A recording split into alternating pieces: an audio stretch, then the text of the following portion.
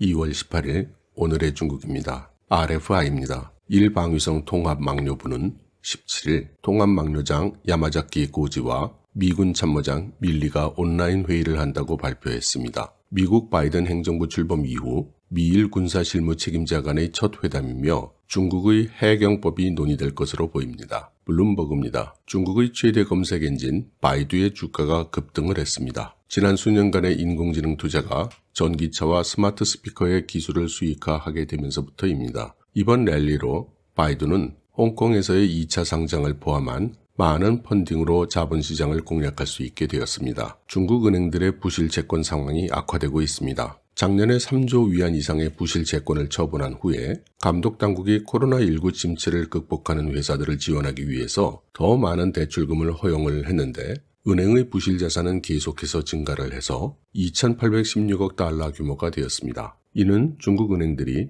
2018년과 2019년을 합쳐서 거의 4조 위안의 대출금을 청산한 것과 비교되는 수치입니다. 지난해 중국의 대형 은행들은 수익 성장을 간신히 해냈지만 중소은행들의 이익은 3%에서 15% 사이로 감소했습니다. 이들은 신용이 부족한 중소기업들에 대한 대출 비중이 50%에 육박하는 그런 높은 비중의 은행이기도 합니다.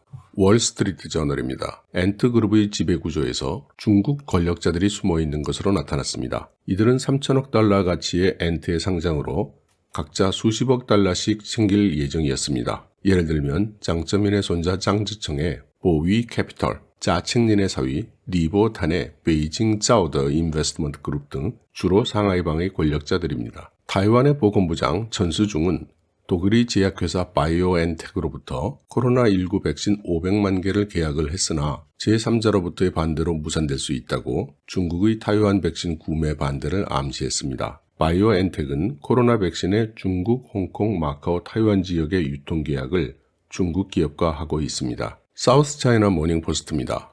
중국의 항공택시 제조업체인 이항은 울프백 리서치의 보고서가 드론 제조사 이항의 재무 데이터에 의문을 제기한 후에 미국 주가가 63%나 폭락을 하자 공매도자의 주장을 부인하고 있습니다. 이항은 이날 발표한 성명에서 울프팩의 보고서는 기만적이라면서 수많은 오류와 근거 없는 진술, 정보의 오역을 구체적으로 밝히지 않은 채 담고 있다고 했습니다. 차이신입니다. 일본 반도체 회사인 르네사스 일렉트로닉스의 최고 경영자 시바타 히데토시 대표는 2021년 상반기 수요가 매우 강할 것으로 예상된다면서 반도체 공급은 상반기에 계속 빠듯할 것이라고 경고했습니다. 그는 2, 4분기가 1, 4분기보다 더 빠듯할 것으로 내보았습니다. 르네사스는 세계 최고의 자동차 반도체 공급업체 중에 하나입니다. 신화사입니다. 춘절 연휴 5일 동안 중국의 우체국 택배 물량이 3억 6,500만 건에 달했습니다. 이는 지난해 같은 기간보다 224%나 늘어난 수치입니다.